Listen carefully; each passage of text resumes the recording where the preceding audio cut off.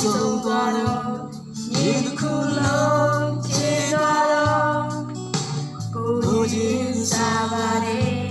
အိုတငယ်ချင်းသိမစားဘူးရှိစပြီးတော့တွေ့ရရမှာပဲ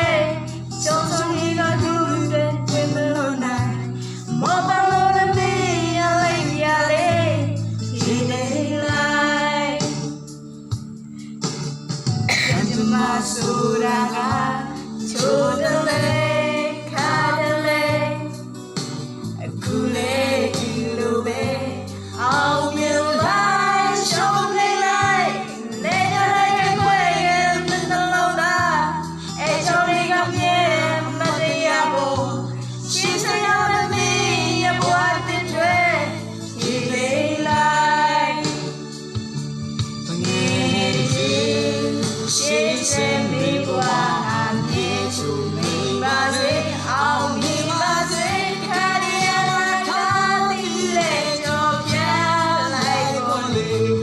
ဘိုးရင်ချင်းငါကြည့်ွယ်ခြင်းနေမြေရင်မြေပြင်ခြင်းမမျောပင်လေခြင်းရှိပါစေအာတိမြတ်ရှောလေ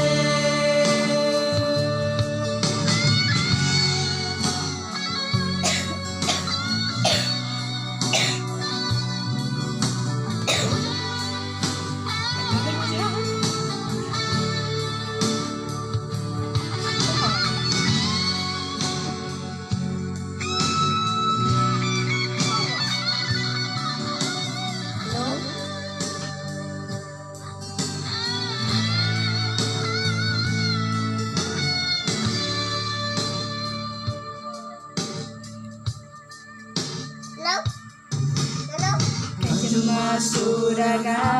ချိုးတယ်လေခါတယ်လေ